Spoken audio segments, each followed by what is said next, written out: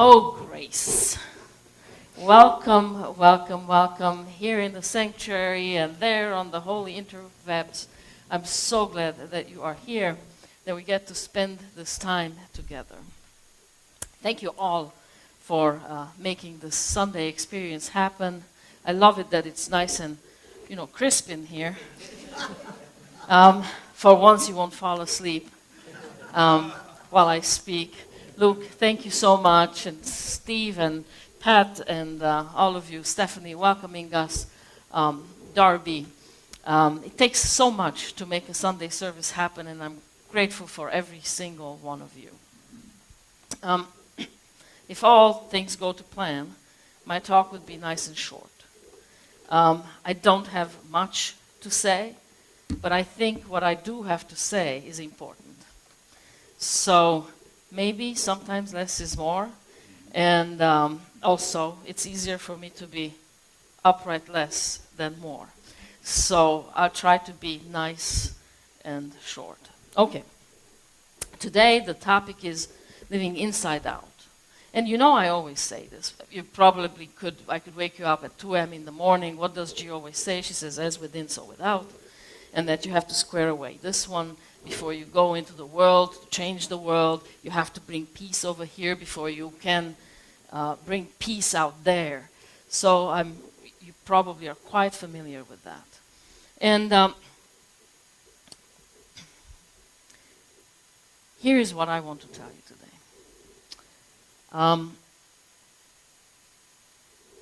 We live in a time when the possibility for connection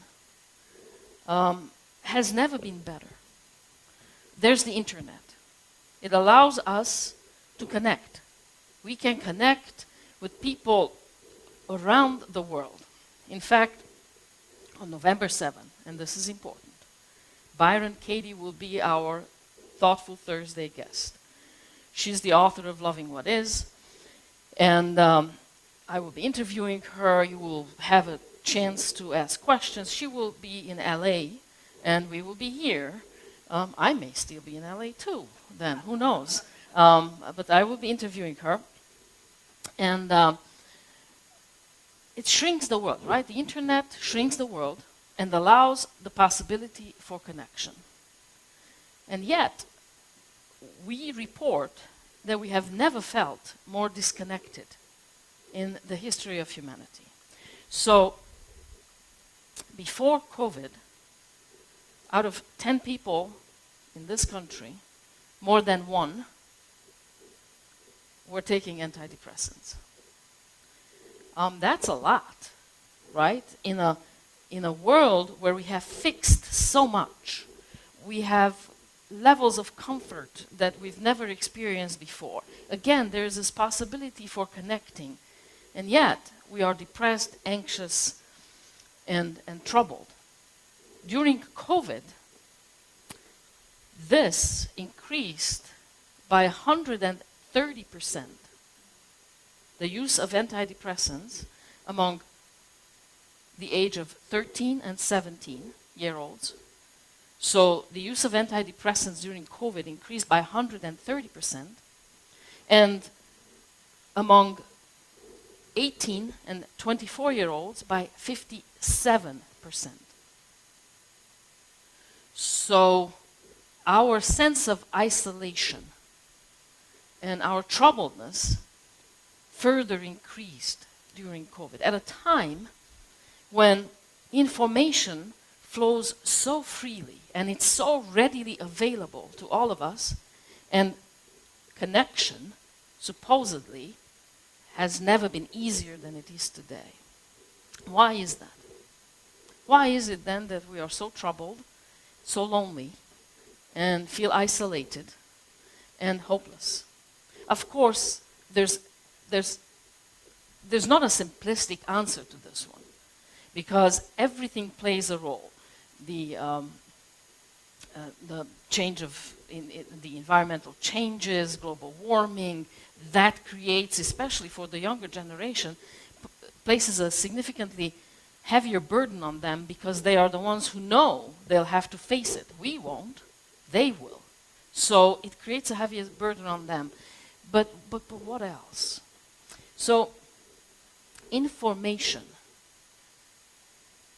is readily available, but information isn't necessarily true.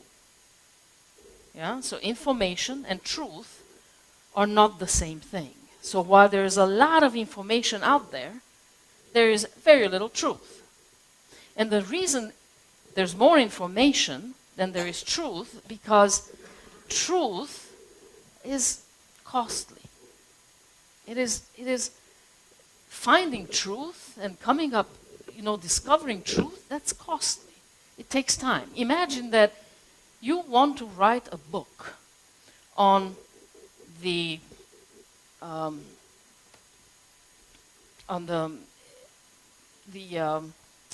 there's a word. The dismantling, how the Turkish Empire fell apart. Okay? You want to write a book on that. So in order to write a book that is truthful, that accurately depicts that time and everything that happened, you would have to do a boatload of research, right?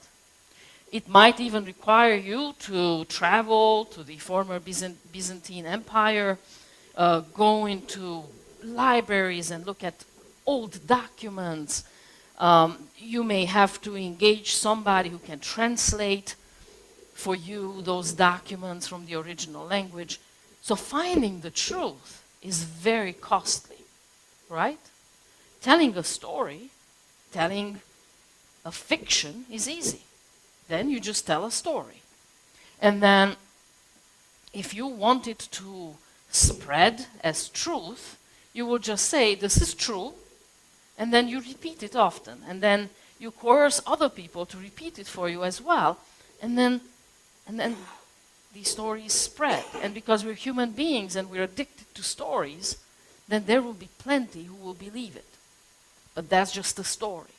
The truth has a harder time because it's costly. You understand that? It's very costly to get to it. A lie, you just tell a lie, and then it spreads. Or it's a fiction, you just tell a fiction, and then it spreads. Of course, there's more information than there is truth around, okay? Well, the same way, you walk into a bookstore, look at the self-help section. It's humongous, right? Humongous. It's the 7 steps to this, the 10 steps to that, the way to peace, it's all kinds of books. There's a lot of information there.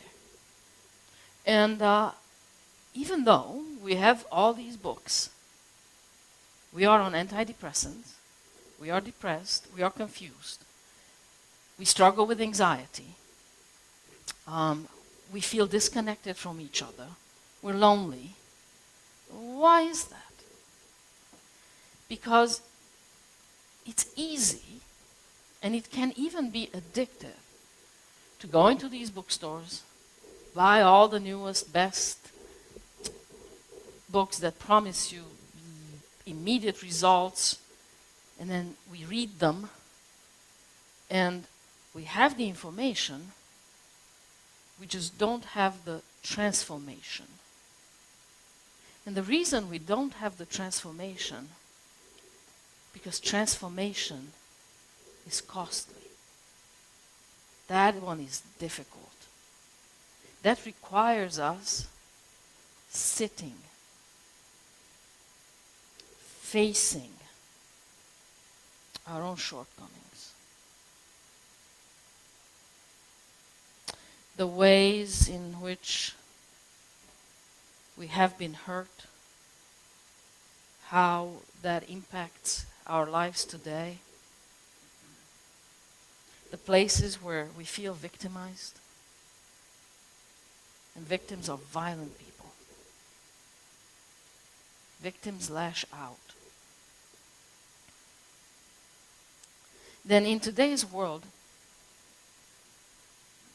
I think we're even further from a solution.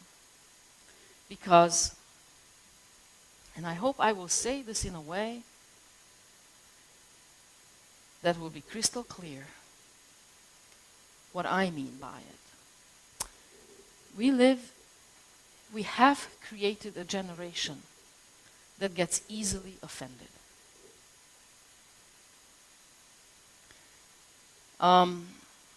They hear someone say something that triggers them, and they're immediately offended. And the instinct isn't to go within and see, what about me got offended here? How come I am so sensitive? But it is about trying to control the environment so nobody says anything offensive ever to me. And that is an uphill battle. If my peace of mind depends on what you say or don't say, I'm in trouble. Then I need antidepressants. And then I need therapy. But most importantly, I need to sit with this one and face the little goblins, the goblins that protect the doors to my biggest pain. And then open that door, go in there and sit with that pain and look at it. Why is it there? How is it impacting me? How do I lash out at the world and the people that I love the most because of that pain that I have collected inside me? And doing that is costly. Doing that requires to live with a commitment to constantly evaluating our thoughts. And I do hope that on November 7 you will join Byron Katie. Doing her work has given me the most peace of mind that I had ever known in my life. In fact, I do believe that it is because of the work and my connection with her work in particular, is that I am as sane as I am going through these health challenges that I'm going through. And I believe that that's why I am not depressed, that I still put one foot in front of the other. Because I do not expect reality to be any different than what it is. Never have I ever had the thought, why me? And why again? It just is what it is. Is what it is. I have learned that getting offended is an inside job. And that people are not responsible for my peace of mind. That is an inside job as well. But that requires some serious sitting with one's own self. And when that warm wash of shame comes, or that guilt comes, instead of running away and doing something that distracts us from it, you turn towards it, you face it, and then you heal it. And I've learned that every thought that occurs to me isn't necessarily true. Therefore, I have the willingness to question my own thinking. And that is peace of mind. Because every thought I think is not true. Every thought you think, my friend, isn't necessarily true. But if you believe it, it becomes your religion. And if it's your religion, you will practice it. And that will shape your life, your experience, and it will shape the experience of people around you as well. So I know that I am responsible for much here. And it is my full-time job to keep this one constantly in check, question this one, the assumptions, the prejudices, all the thoughts that come up. Is it true? Who would I be without that thought? And then once the light is shined upon it, then my experience changes. So, truth is costly. It is costly in the world, and it is costly within. Which is why we do not spend the time to face our own selves. Which is why lies spread easier, which is why we have developed an easily offended generation. Which is why all the self-help books haven't created the transformation. They've only offered some information. Transformation is an inside job. And it requires honesty. It requires commitment to sit with this one. And that is scary. That is uncomfortable. I can tell you, this one made me more uncomfortable than the collective of use. This one has made me cringed more often than any one of you ever could. This one has made me more ashamed than anybody could ever imagine. And instead of running away from it, I've learned to face it so I may transform it. Information is not transformation. So now, of course, we've all spent a lifetime of working on ourselves. Hasn't it been enough already? By golly, we've been doing this forever, and I believe that as long as you have a pulse, you get to work on this one for the sake of transformation. So here's to transformation. Here's to doing the heavy lifting. Here's to facing down one's darkness so it may transform and may become the light that heals within and heals without.